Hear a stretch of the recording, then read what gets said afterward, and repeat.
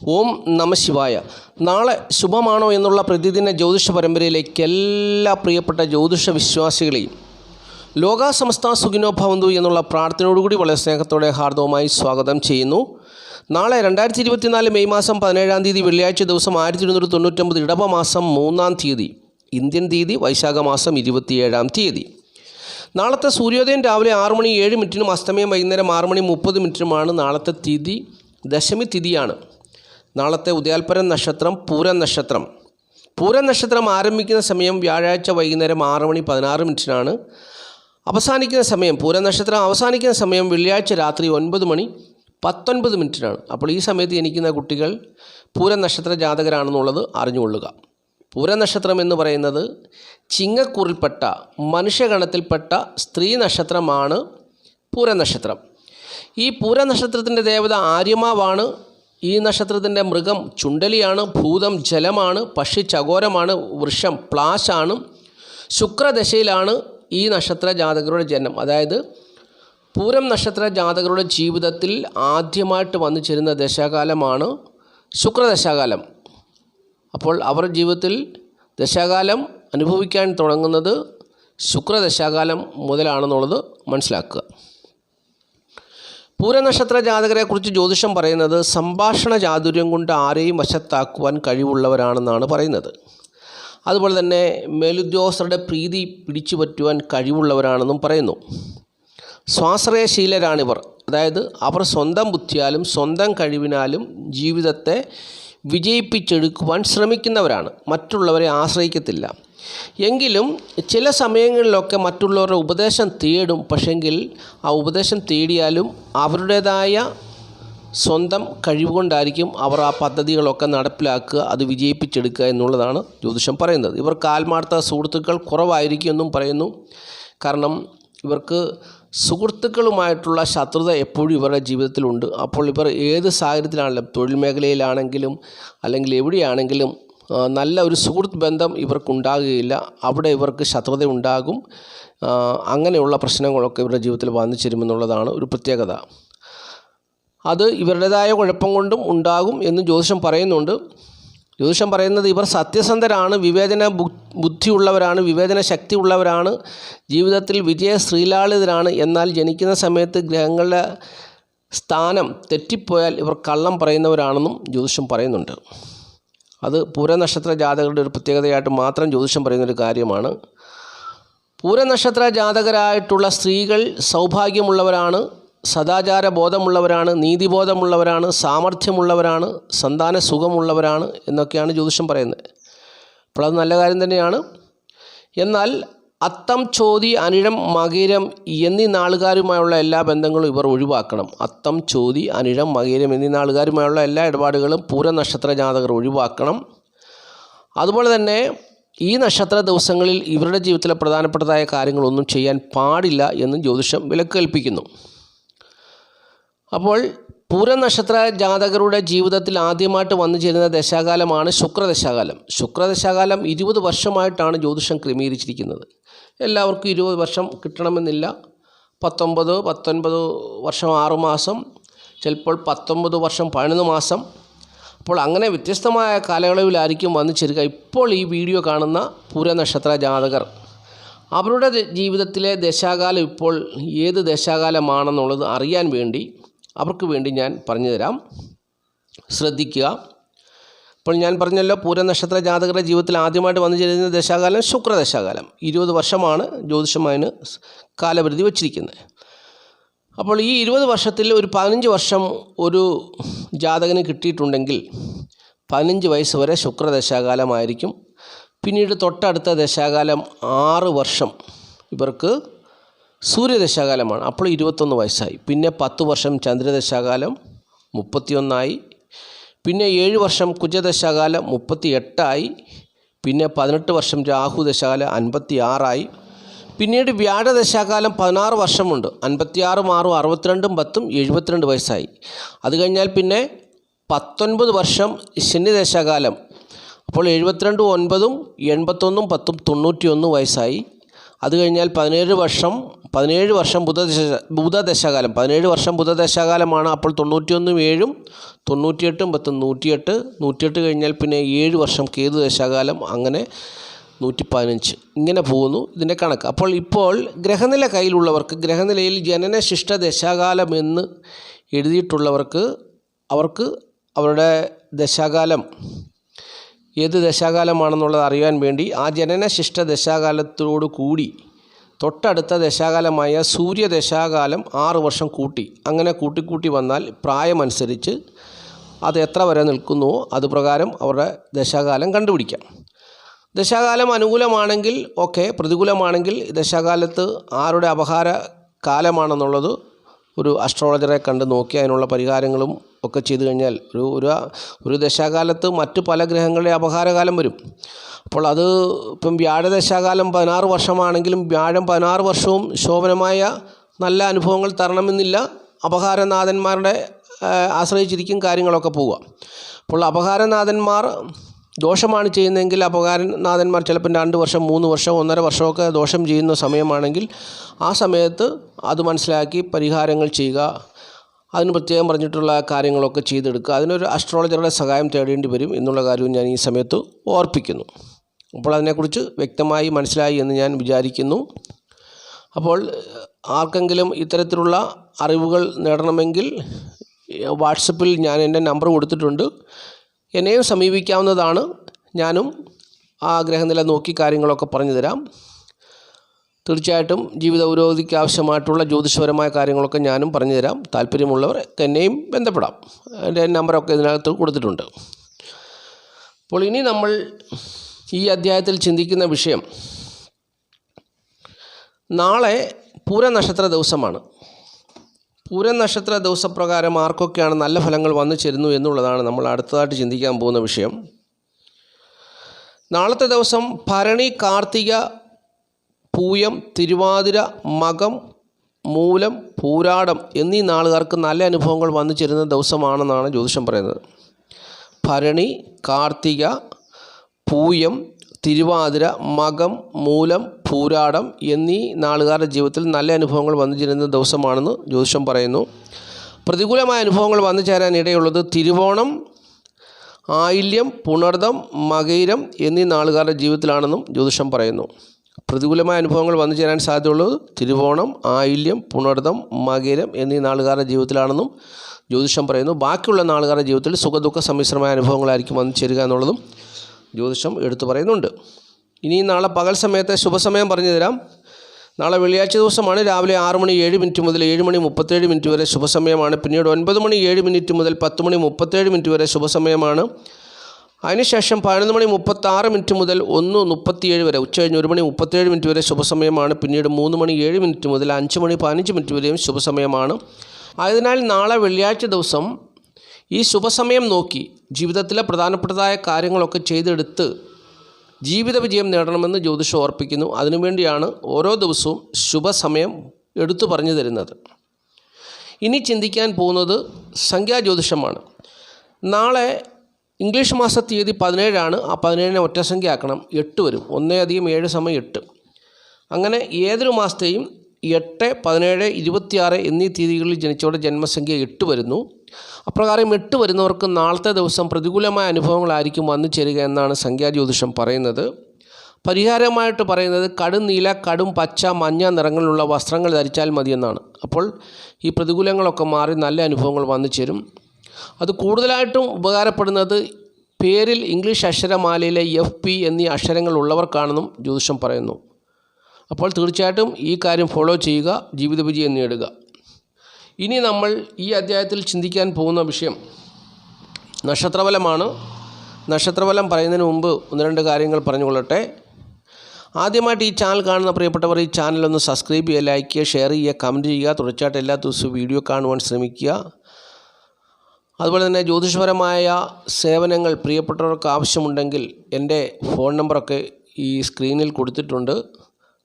എന്നെ ഓൺലൈനായിട്ട് നിങ്ങൾക്ക് സമീപിക്കാം. എന്നിൽ നിന്നുള്ള സേവനങ്ങൾ ഓൺലൈനായിട്ട് നിങ്ങൾക്ക് ലഭിക്കും. വാട്സപ്പിൽ കൂടി നിങ്ങൾക്ക് മെസ്സേജായിട്ട് ലഭിക്കും. അതുകൂടാതെ ഫോണിൽ കൂടി നിങ്ങളോട് സംസാരിച്ച് നിങ്ങളുടെ പ്രശ്നങ്ങൾ എന്താണെന്ന് പറഞ്ഞ് ധരിപ്പിച്ച് അതിനുള്ള പരിഹാരങ്ങളൊക്കെ പറഞ്ഞു തരുന്നതാണ്. താല്പര്യമുള്ളവർ ആവശ്യപ്പെടുക. ജനന തീയതിയും ജനന സമയവും തീർച്ചയായിട്ടും അറിഞ്ഞിരിക്കണം. നിങ്ങളുടെ ജീവിതത്തിലുള്ള ഏത് പ്രശ്നമാണെങ്കിലും അത് പരിഹരിച്ച് നല്ലൊരു ജീവിതം നിങ്ങൾക്ക് ഞാൻ തരും. അത് ഉറപ്പായിട്ടും നിങ്ങൾക്കത് ചെയ്തു തന്നിരിക്കും. അത് നിങ്ങൾക്ക് തന്നെ പൂർണ്ണമായിട്ടും വിശ്വസിക്കാം. ജ്യോതിഷപരമായിട്ടുള്ള കാര്യങ്ങൾ തീർച്ചയായിട്ടും അതിനൊരു പരിഹാരമാണ്. നിങ്ങളുടെ ജീവിതത്തിൽ ഇപ്പോൾ അനുഭവിക്കുന്ന പ്രയാസങ്ങളിൽ നിന്നും പ്രശ്നങ്ങളിൽ നിന്നും രക്ഷ നേടുവാനായിട്ട് ജ്യോതിഷത്തിൽ കൂടി കാര്യങ്ങൾ മനസ്സിലാക്കി എന്താണ് അതിൻ്റെ യഥാർത്ഥമായിട്ടുള്ള കാരണമെന്ന് മനസ്സിലാക്കി അത് പറഞ്ഞു തന്ന് അത് പരിഹരിച്ച് ജീവിത വിജയം നിങ്ങൾക്ക് നൽകുന്നതാണ്. സമീപിക്കാവുന്നതാണ്. അപ്പോൾ ഇനി നമ്മൾ ചിന്തിക്കാൻ പോകുന്ന വിഷയം നക്ഷത്രഫലമാണ്. നക്ഷത്രഫലം നാളെ വെള്ളിയാഴ്ച ദിവസമാണ്. വെള്ളിയാഴ്ച ദിവസത്തിൻ്റെ അധിപൻ ശുക്രനാണ്. ശുക്രൻ ഇപ്പോൾ നിൽക്കുന്നത് മേടൻ രാശിയിലാണ്. അപ്പോൾ നാളത്തെ ദിവസം ഏറ്റവും കൂടുതൽ സ്വാധീനിക്കുന്നത് ശുക്രനാണ്. കാരണം ശുക്രൻ്റെ ദിവസമാണല്ലോ. വെള്ളിയാഴ്ച ദിവസം എന്ന് പറയുന്നത് ശുക്രൻ്റെ ദിവസമാണ്. അപ്പോൾ ശുക്രന് ആധിപത്യമുള്ളൊരു ദിവസമാണ്. മനുഷ്യരെ 27 നക്ഷത്ര ജാതകരെ നാളത്തെ ദിവസം ഏറ്റവും കൂടുതൽ സ്വാധീനിക്കുന്നത് ശുക്രനാണ്. ആ ശുക്രൻ ഇപ്പോൾ മേടൻ രാശിയിലാണ് നിൽക്കുന്നത്. മേടൻ രാശിയിൽ ശുക്രൻ നിൽക്കുന്നത് നല്ലതല്ല. അതിൻ്റെ കാരണം എന്താണെന്ന് ചോദിച്ചാൽ, മേടൻ രാശി എന്ന് പറഞ്ഞാൽ ചൊവ്വയുടെ ക്ഷേത്രമാണ്. ചൊവ്വ എന്ന് പറഞ്ഞാൽ ഒരു കലാപകാരിയാണ്, പ്രശ്നക്കാരനാണ്, വഴക്കാളിയാണ്. ഇപ്പോൾ ഒരു ക്രിമിനൽ പശ്ചാത്തലമൊക്കെ ഉള്ള ആളാണ്. എന്നാൽ മനുഷ്യർക്ക് ആവശ്യമായിട്ടുള്ള ധൈര്യവും ഊർജ്ജവും എനർജിയും ഒക്കെ നൽകുന്ന ഗ്രഹമാണ്. അത് കൂടിപ്പോകുന്നവർ ഗുണ്ടകളാകും, ക്രിമിനൽ പശ്ചാത്തലമുള്ള ക്രിമിനൽസുകളൊക്കെ ആകും, കുറ്റവാളികളാകും. അങ്ങനെ ദോഷവുമുണ്ട്. അവരൊക്കെ കുടുംബജീവിതത്തിലാണെങ്കിലും അവർ വീട്ടിലാണെങ്കിലും കിടന്ന് പ്രശ്നമൊക്കെ ഉണ്ടാക്കും. തൻ്റേടികളാണ്. അവരൊന്നും ആർക്കും പിടിച്ചു കെട്ടാൻ പറ്റത്തില്ല. അതുപോലെയുള്ള ഊരും ശക്തിയുമുള്ളവരൊക്കെയാണ്. അവർക്ക് നല്ല കായബലമുണ്ട്, നല്ല ആരോഗ്യമുണ്ട്. അപ്പോൾ ഇത് ഈ ഒരു സാഹചര്യത്തിലാണിപ്പോൾ, അതായത് ഈ ക്രിമിനൽ പശ്ചാത്തലത്തിൻ്റെ സാഹചര്യത്തിലാണ് ശുക്രൻ എന്ന് പറയുന്ന ഗ്രഹം നിൽക്കുന്നത്. ശുക്രനെ ജ്യോതിഷത്തിൽ ക്രമീകരിച്ചിരിക്കുന്ന അല്ലെങ്കിൽ ഒരു ഉത്തരവാദിത്വം ഏൽപ്പിച്ചിരിക്കുന്നത് ദാമ്പത്യ ജീവിതത്തിൻ്റെ ഉത്തരവാദിത്തമാണ്. അതായത് സ്നേഹം, പ്രേമം, കാമം, ഭാര്യ, ഭർത്താവ്, ദാമ്പത്യ ജീവിതം, അതുപോലെ തന്നെ ലൗകിക ജീവിതം, വാഹനം, സ്ത്രീ മുഖേനയുള്ള സമ്പത്ത്. അപ്പോൾ ഇങ്ങനെയുള്ള ഒരുപാട് കാര്യങ്ങളുടെ കാരകഗ്രഹമായിട്ടാണ് ജ്യോതിഷത്തിൽ ശുക്രനെ കേന്ദ്രീകരിച്ചിരിക്കുന്നത്, അല്ലെങ്കിൽ ശുക്രനെ ചുമതലപ്പെടുത്തിയിരിക്കുന്നത്. ഈ ശുക്രൻ നിൽക്കുന്ന പശ്ചാത്തലമാകട്ടെ മറ്റൊരു പശ്ചാത്തലവുമാണ്. അപ്പോൾ 27 നക്ഷത്ര ജാതകർക്കും ശുക്രൻ എന്ന് പറയുന്ന ആ ശുഭഗ്രഹത്തിൻ്റെ പൂർണ്ണമായിട്ടുള്ള നല്ല ഫലങ്ങൾ വന്നു ചേരണമെന്നില്ല. അപ്പോൾ പലർക്കും പലവിധമായ പ്രതിസന്ധികൾ വന്നു ചേരാം. പക്ഷേ ചിലർക്ക് കൂടിയും ചിലർക്ക് കുറഞ്ഞും ഒക്കെ ഇരിക്കും.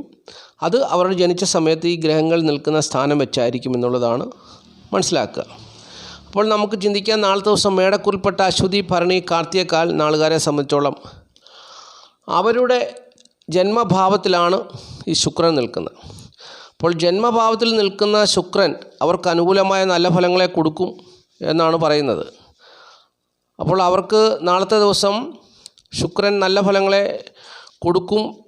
പക്ഷെങ്കിൽ അത് ലഭിക്കുന്നത് എങ്ങനെയാണെന്ന് ചോദിച്ചാൽ, ആ മേടക്കൂറിൻ്റെ അധിപനായ കുജൻ, ഈ മേടക്കൂറിൻ്റെ അധിപനായ കുജൻ 12ാം ഭാവത്തിലാണ് നിൽക്കുന്നത്.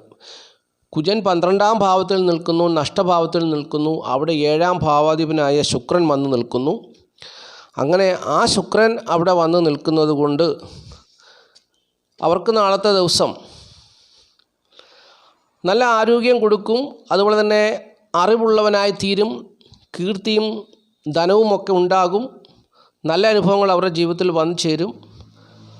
എന്നാൽ ഏതെങ്കിലും വിധത്തിലുള്ള ഒരു പ്രശ്നത്താൽ അവർക്ക് സുഖം, സ്വസ്ഥത, ദേഹനന്മ കുറവായിരിക്കും എന്നുള്ളതാണ് അവിടെ അറിഞ്ഞിരിക്കേണ്ടത്.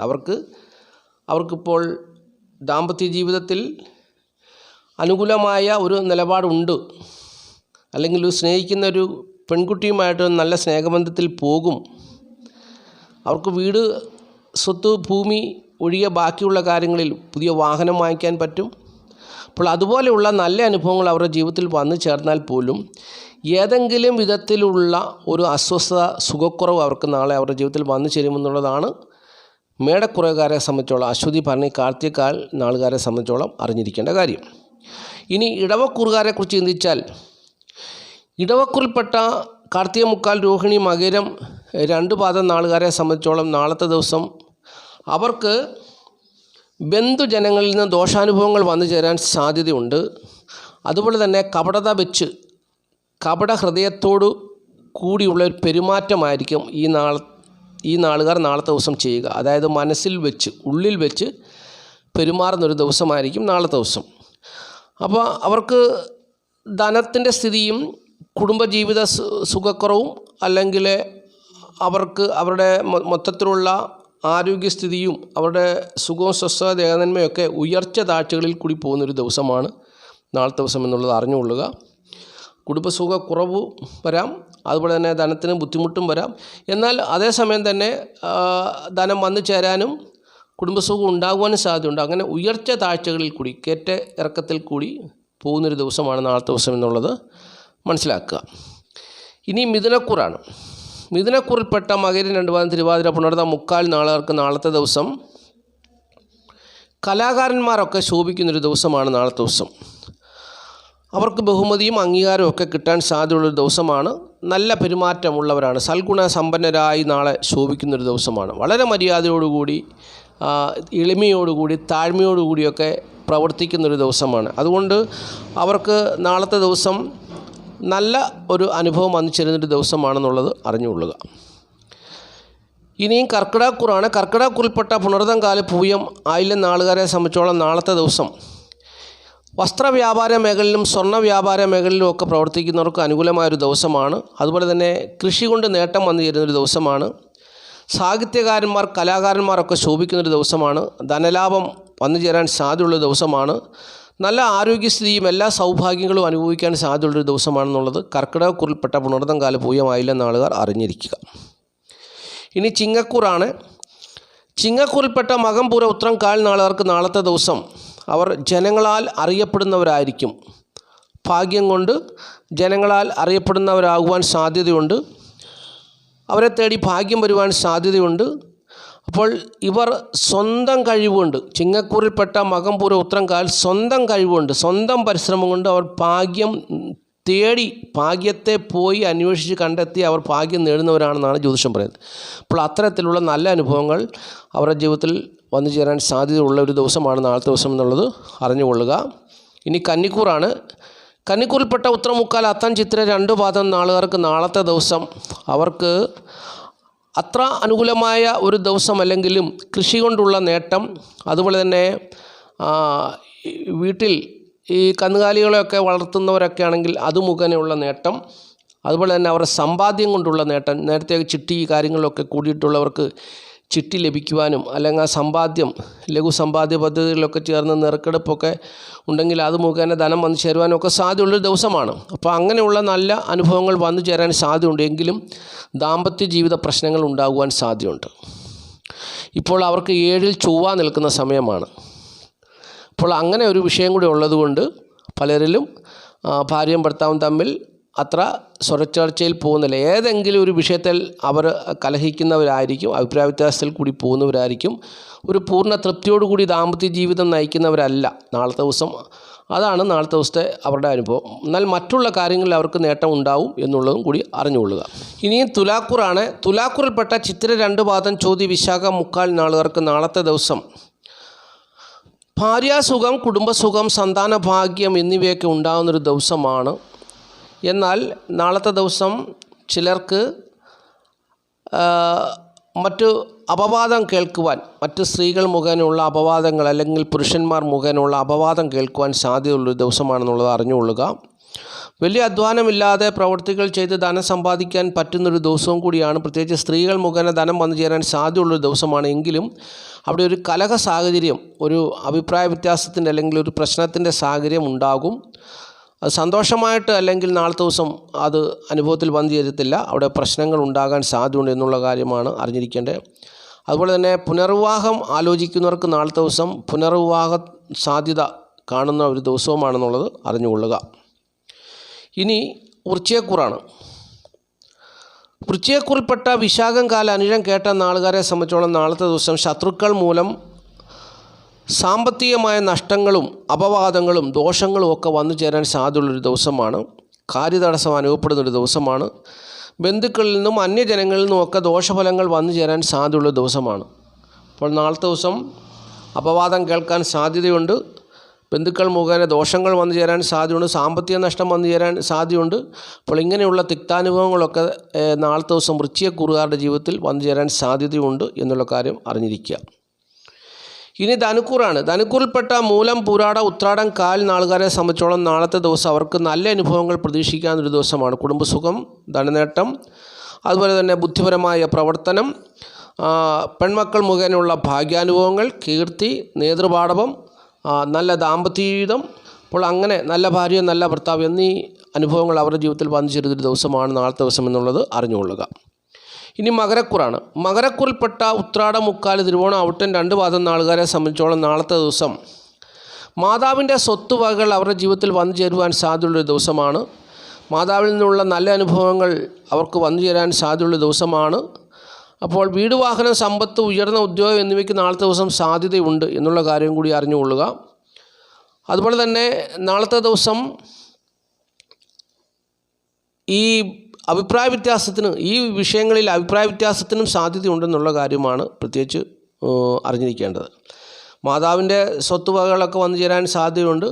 അതുപോലെ തന്നെ വീട്, വസ്തു, വാഹനം ഒക്കെ വന്നു ചേരാൻ സാധ്യതയുണ്ട്. സമ്പത്ത് വന്നു ചേരാൻ സാധ്യതയുണ്ട്. ഉദ്യോഗത്തിൽ സ്ഥാനക്കയറ്റം കിട്ടാൻ പക്ഷെങ്കിൽ അവിടെ ഈ ഒരു അഭിപ്രായ വ്യത്യാസത്തിൻ്റെയോ കലഹത്തിൻ്റെയും സാധ്യതയും കൂടി കാണുന്നുണ്ട് എന്നുള്ള കാര്യം കൂടി അറിഞ്ഞിരിക്കണം. അപ്പോൾ ആ കാര്യം മുന്നമേ കാണണം. അവിടെ ഒരു അഭിപ്രായ വ്യത്യാസമോ ശത്രുതയോ അല്ലെങ്കിൽ ആർക്കെങ്കിലും ഒരു ഇഷ്ടക്കേടോ ഒക്കെ വരാൻ സാധ്യതയുണ്ടെന്നുള്ള കാര്യം കൂടി അറിഞ്ഞുകൊള്ളുക. ഇനി കുംഭക്കൂറാണ്. കുംഭക്കൂറിൽപ്പെട്ട അവിട്ടം, 2 പാദം, ചതയം, പൂട്ടാതി, മുക്കാൽ നാളുകാർക്ക് നാളത്തെ ദിവസം നല്ല വസ്ത്രങ്ങളൊക്കെ വാങ്ങിക്കുവാൻ താല്പര്യം ഉണ്ടാകുന്നൊരു ദിവസമാണ്. പുതിയ വസ്ത്രങ്ങളൊക്കെ വാങ്ങിക്കുവാൻ താല്പര്യമുണ്ടാകും. അതുപോലെ തന്നെ ധനനേട്ടം പ്രതീക്ഷിക്കാവുന്നൊരു ദിവസമാണ്. ചില കാര്യങ്ങളിൽ അത്യാഗ്രഹം തോന്നുന്ന ദിവസമാണ്. നേത്രരോഗം ചിലർക്ക് വന്നു ചേരാം. ധനനേട്ടം വന്നു ചേരുന്നത് പോലെ തന്നെ നേത്രരോഗവും വന്നു ചേരാം.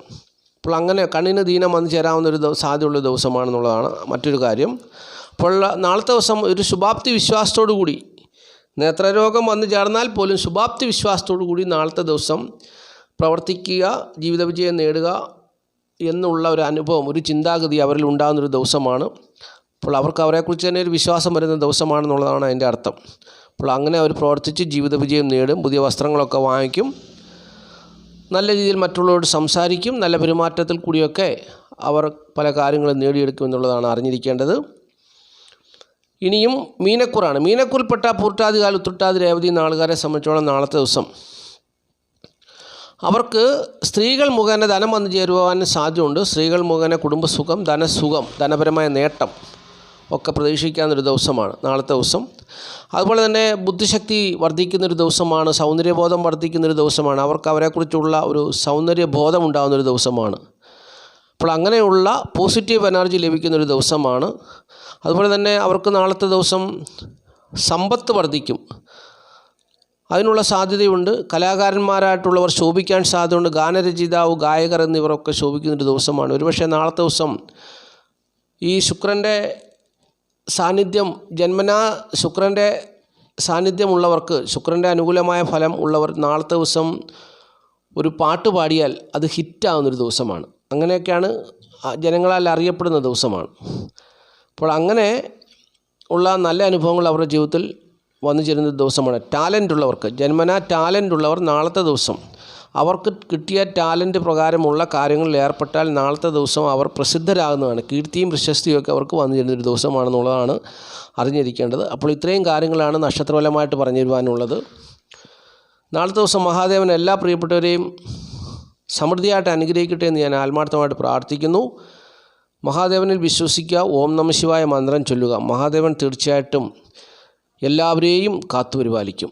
പ്രതിസന്ധിയാകട്ടെ, പ്രതികൂലമാകട്ടെ, അതൊന്നും ഭയപ്പെടാതെ നമുക്ക് മുമ്പോട്ട് നമ്മുടെ ജീവിതത്തെ കൊണ്ടുപോകാൻ മഹാദേവൻ്റെ ശക്തി നമുക്ക് നൽകും. നമ്മൾ ഓം നമഃ ശിവായ മന്ത്രം ചൊല്ലി ജീവിക്കുക. അപ്പോൾ മഹാദേവൻ്റെ ശക്തി നമ്മളിൽ വന്നു ചേരും. മഹാദേവനിൽ തന്നെ വിശ്വസിക്കുക, ആശ്രയിക്കുക. മഹാദേവൻ നമ്മളെ കൈവിടാതെ നമ്മളെ പരിപാലിക്കും, നമ്മുടെ ആവശ്യങ്ങളിൽ കൂടെ ഇരിക്കും.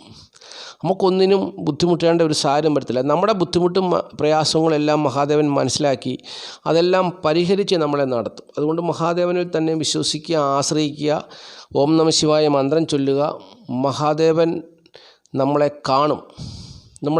നമ്മുടെ പ്രാർത്ഥന, നമ്മുടെ അപേക്ഷ നമ്മൾ മഹാദേവനോടാണ് പ്രാർത്ഥിക്കുന്നത്. മഹാദേവ, ഞാനൊരു പ്രതിസന്ധിയിലാണ്, ഞാൻ കടബാധികളാൽ ഭാരപ്പെടുന്നു, എൻ്റെ കടം കൊടുത്തു തീർക്കാൻ സഹായിക്കണം മഹാദേവ എന്ന് പ്രാർത്ഥിച്ചാൽ തീർച്ചയായിട്ടും മഹാദേവൻ ആ പ്രാർത്ഥനയ്ക്കൊരു മറുപടി നൽകും. ചിലപ്പോൾ ഉടൻ നൽകുമെന്നുള്ളതല്ല, സമീപകാലം കൊണ്ട് നമ്മളെ ആ കടബാധികളിൽ നിന്ന് മഹാദേവൻ രക്ഷിക്കും. കുറച്ച് കാലം കഴിയുമ്പോൾ തിരിഞ്ഞു നോക്കുമ്പോൾ, നമ്മുടെ ജീവിതത്തിലേക്ക് തിരിഞ്ഞു നോക്കുമ്പോൾ നമ്മളെ മഹാദേവൻ എത്രത്തോളം അനുഗ്രഹിച്ചിരുന്നു എന്നുള്ളതാണ് അപ്പോൾ മനസ്സിലാകുന്നത്. അതുകൊണ്ട് ഞാൻ എന്നും ഈ ചാനൽ കാണുന്ന ഓരോ പ്രിയപ്പെട്ടവർക്കായിട്ടും പ്രാർത്ഥിക്കുന്നു. മഹാദേവൻ അവരുടെ ജീവിതത്തിൽ പ്രവർത്തിക്കുമെന്നുള്ളൊരു വിശ്വാസം എന്നിലുണ്ട്. അതുകൊണ്ടാണ് ഞാൻ എന്നും പ്രാർത്ഥിക്കുന്നത്. അപ്പോൾ നാളത്തെ ദിവസവും മഹാദേവൻ എല്ലാവരെയും സമൃദ്ധിയായിട്ട് അനുഗ്രഹിക്കട്ടെ എന്ന് ഞാൻ ആത്മാർത്ഥമായിട്ട് ഒരിക്കൽ കൂടി പ്രാർത്ഥിച്ച് നിർത്തുകയാണ്. നന്ദി, നമസ്കാരം. Master mind of knowledge.